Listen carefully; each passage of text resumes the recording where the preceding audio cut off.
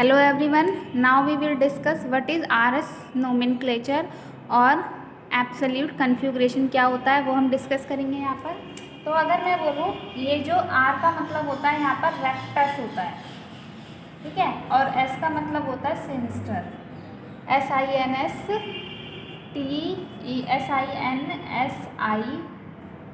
Sinister. Okay, rectus और sinister meaning होता है इनका।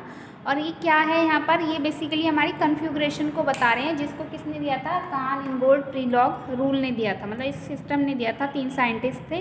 अब हम इसके कुछ रूल्स हैं उनको डिस्कस करेंगे। ओके, अब हम देखते हैं जो ये हमारा R&S नोमेनक्लेचर है, ये किस में लगता है, बेसिकली कायरल कंपाउंड्स में लगता है। जैसे हमने देखा था कायरल कार्बन क्या होता है, ऐसा कार्बन, ये this is a chiral carbon, क्योंकि अगर हम देखें तो इस कार्बन पे चारों जो ग्रुप्स अटैच है वो सारे डिफरेंट हैं, that is the chiral carbon. अब अगर हम देखें कि जो ये इनकी प्रायोरिटी हम बेसिकली चेक करते हैं, तो वो प्रायोरिटी क्या होती हैं, वो प्रायोरिटी हमारी जैसे कि एटॉमिक नंबर के बेस पे देखते हैं, या फिर कुछ और रूल्स होते हैं। तो वो रूल्स क्या हैं उसकी, जैसे कि मैं नंबरिंग करूँगी 1 2 3 4, और इसमें हम रोटेशन करते हैं कि क्लॉकवाइज और एंटी क्लॉकवाइज, तो उसके बेसिस पे हम R&S डिसाइड करते हैं। तो अब हम देखते हैं कि बेसिकली यहाँ पर क्या रूल्स रहेंगे। देखो, अब हमारा फर्स्ट रूल ये है कि high atomic number proceed over low atomic number have more priority directly attach to the chiral carbon. मतलब कायरल कार्बन से जो डायरेक्टली अटैच एटम, अगर जैसे 4 एटम्स हैं, इसमें अगर हम देखें तो जिसका हाई एटॉमिक नंबर होगा वो हमारा फर्स्ट प्रायोरिटी पे जाएगा। जैसे अगर मैं देखूं, ये हमारे 4 एटम अटैच हैं इस कायरल कार्बन से, और इसमें एटॉमिक नंबर हाईएस्ट ब्रोमीन का होता है, फिर क्लोरीन का, फ्लोरीन का, हाइड्रोजन का। इस तरीके से हमारा एटॉमिक नंबर का ऑर्डर है, ये एटॉमिक नंबर ऑर्डर, ये आप सबको देखना आता है, पीरियोडिक टेबल से आप देख सकते हैं। तो अगर हम देखें तो 1 इसका आ जाएगा, और 2 इसका, 3rd इसका, 4th इसका। तो फर्स्ट रूल ये हमारा हो गया कि अगर चारों ग्रुप डिफरेंट है तो हमें क्या देखना होगा कि किसका एटॉमिक नंबर हाई है, उसको हम नंबरिंग 1 देंगे। ये हमारा फर्स्ट रूल हुआ। अब हम देखते हैं सेकेंड रूल। ओके, अब हम देखते हैं, मान लो कि जैसे अगर मैं बोलूँ कि ये कार्बन है, ये कायरल कार्बन है, और इससे अटैच मेरा CH3 है, और इससे अटैच CH2 CH3 है। तो अगर हम देखें तो डायरेक्टली अटैच एटम हमारा कार्बन है, वहाँ पर हम क्या देख रहे थे, फ्लोरीन, क्लोरीन, ब्रोमीन, आयोडीन। तो यानी कि अगर मैं बोलूँ 4 डिफरेंट ग्रुप है डायरेक्टली अटैच एटम में, जिसका हाईएस्ट एटॉमिक नंबर होगा उसको हम नंबर 1 पे देंगे। लेकिन अगर हम यहाँ पर देखें तो डायरेक्टली अटैच यहाँ पर भी कार्बन है, यहाँ पर भी कार्बन है, बाद का भी हमें नहीं देखना, हम हमेशा डायरेक्टली अटैच एटम को देखते हैं, क्योंकि ग्रुप तो हमारा कितना बड़ा भी हो सकता है। तो हम देखेंगे जो डायरेक्टली अटैच एटम है, अगर मान लो दोनों कार्बन है तो कार्बन का एटॉमिक नंबर तो सेम ही होता है। तो उसके लिए हम क्या लगाएंगे, नेक्स्ट रूल, कि हमें क्या करना है कि हमें आगे मूव करना है। जैसे जैसे देखो, if directly attach atom is same then move forward to the next atom. तब हमें नेक्स्ट एटम पे जाना है, और हमें जब तक जाना है कि जब तक दोनों में डिफरेंट एटम ना आ जाए। जैसे कि अब हम देखते हैं CH3 और CH2 CH3 में किस तरीके से हम प्रायोरिटी देंगे। ओके, अब हम देखते हैं जैसे कि ये स्पाइरल कार्बन है, अब हम यहाँ पर मूव करते हैं। जैसे कि मैंने यहाँ पर नंबरिंग कर दी, that is the first carbon, that is second carbon. अगर फर्स्ट कार्बन पे देखें तो मेरा क्या है, इससे 2 हाइड्रोजन अटैच है, ये हाइड्रोजन, ये हाइड्रोजन, तो 2 हाइड्रोजन हम यहाँ लिख लेते हैं, और एक क्या अटैच है, कार्बन है डायरेक्टली। ओके, अब इसी तरीके से हम सेकेंड कार्बन पे जाते हैं। सेकेंड कार्बन पे अगर हम देखें तो तीनों हाइड्रोजन अटैच हैं। ओके, तो अगर हम देखें तो यहीं से हमारा कार्बन अलग हो गया, और यहाँ हाइड्रोजन, तो हमें यहीं पर ही रुक जाना है, तब हमें आगे नहीं जाना। तो अगर हम देखें तो फर्स्ट कार्बन पे हमारा 2 हाइड्रोजन है, वो मैंने यहाँ लिख लिया, और एक कार्बन है, जबकि सेकंड कार्बन पे तीनों हाइड्रोजन है। अब हमें क्या करना है, इनके एटॉमिक नंबर को ऐड कर देना है। जैसे कि कार्बन का एटॉमिक नंबर को ऐड करेंगे तो जैसे 6 + 6, तो यहाँ पर हमारा यहाँ पर हाइड्रोजन का 1 1 और 6 हो जाएगा, जबकि यहाँ पर 1 + 1 + 1 होगा, मतलब तीनों का 1 1 होता है एटॉमिक नंबर। तो ये 8 है, ये 3 है, तो बेसिकली हमारा नंबर, जैसे कि नंबर 1 पे ये हो गया, तो नंबर 2 पे यही आएगा। ओके, और नंबर 3 पे ये आ जाएगा, नंबर 4 पे। तो यानी कि ये हमारी हायर प्रायोरिटी होगी, और ये लोवेस्ट प्रायोरिटी होगी, क्योंकि इसका एटॉमिक नंबर ज़्यादा है।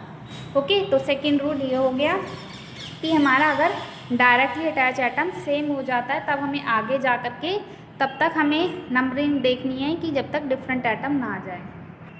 अब इसी का मैंने एक और एग्जांपल ले लिया सो दैट आपको अच्छे से क्लियर हो जाए। जैसे कि ये मेरा कायरल कार्बन है, यहाँ पर 2 डिफरेंट ग्रुप है 1 और 2।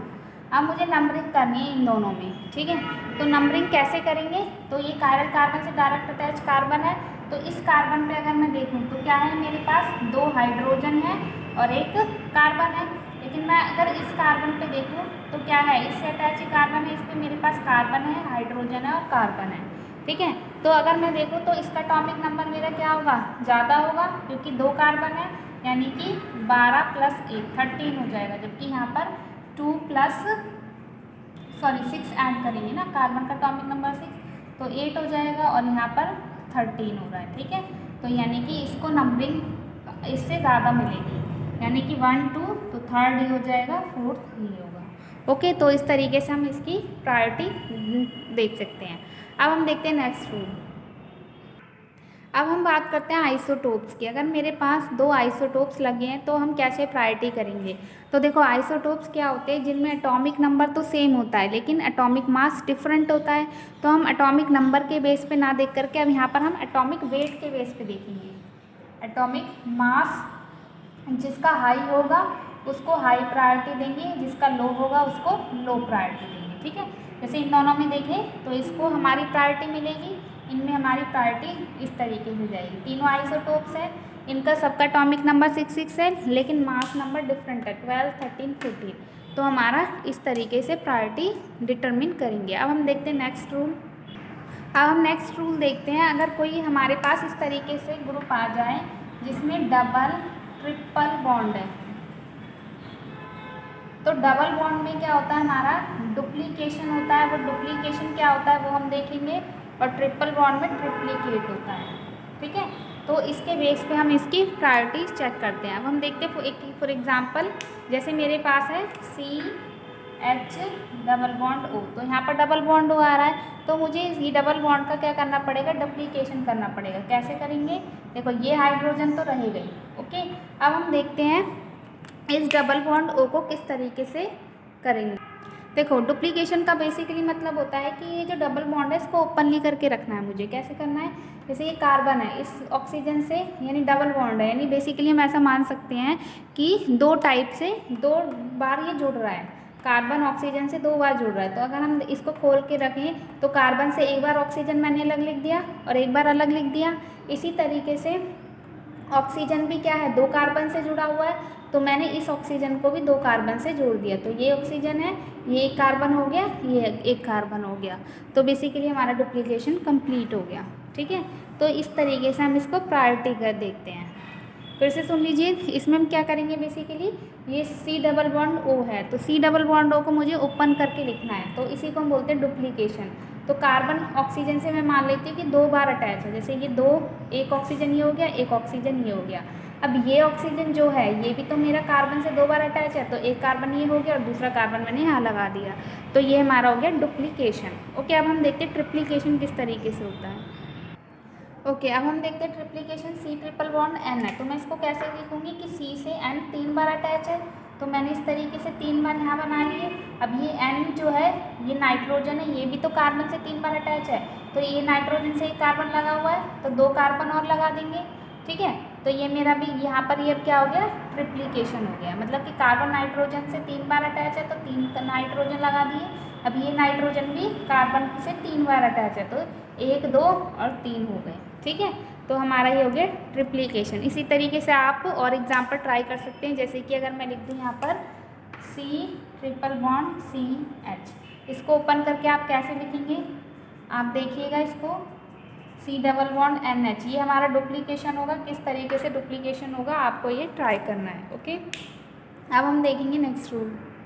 अब हम देखते हैं नेक्स्ट रूल, जैसे कि मेरे पास 2 ग्रुप्स होते हैं, एक सिस फॉर्म में दे दिया जाता है, जैसे कार्बन है, ये मेरे पास है, ये 2 कार्बन 4 ग्रुप से अटैच होता है, एक OH लगा दिया, एक H लगा दिया। अगर मैं इस तरीके से यहाँ पर एक और ग्रुप लगाऊँ तो कैसे बना सकते हैं यहाँ पर, तो यहाँ पर ये जो मैंने 3rd ग्रुप है और 4th ग्रुप ये है, तो ये हाइड्रोजन हमारे अपोजिट साइड है, तो ये क्या हो गया, ट्रांस हो गया। जबकि ये अगर मैं यहाँ पर लगाऊँ, ये हाइड्रोजन और हाइड्रोजन सेम साइड लगा दिया, तो ये क्या हो गया सिस। तो सिस और ट्रांस में देखो मॉलिक्यूलर फार्मूला बिल्कुल सेम है, तो आप कैसे डिटरमिन करोगे, जो सिस है उसकी प्रायोरिटी ज़्यादा देनी है बजाय कि ट्रांस से। ZE भी हमारा नोमेनक्लेचर होता है, वो हम देखेंगे। तो Z को हाई प्रायोरिटी देनी है E से, और RS भी आ जाता है कई बार, जैसे सिस ट्रांस आ रहा है इसी तरीके से RS आ जाता है, तो R को हमें हाई प्रायोरिटी देनी है। ओके, तो ये हमारे रूल्स थे कुछ जो हमारे RS नोमेनक्लेचर में हेल्प करते हैं। अब हम यहाँ पर देखेंगे फिशर में और वेज एंड डैश रिप्रेजेंटेशन में किस तरीके से हम RS डिटरमिन करते हैं।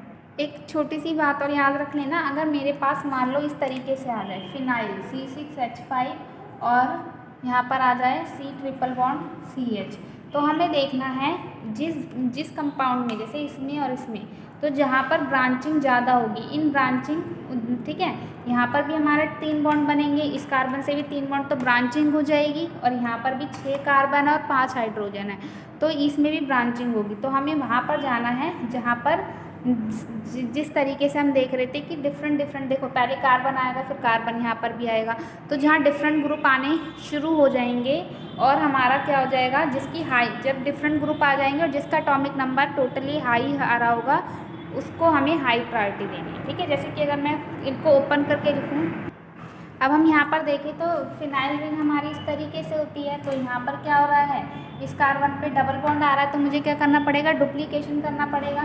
तो मैं इन डबल बॉन्ड को हटा करके यहाँ पर डुप्लीकेशन कर देती हूँ। एक देखो ये जो कार्बन है यहाँ पर डबल बॉन्ड है, तो डबल बॉन्ड हटा करके डुप्लीकेशन करेंगे, तो ये ऑलरेडी एक कार्बन से अटैच है, तो यहाँ पर मुझे एक कार्बन और लगाना पड़ेगा, और एक हाइड्रोजन तो ऑलरेडी अटैच है। ठीक है, यहाँ हाइड्रोजन है, इधर सब जगह हाइड्रोजन है।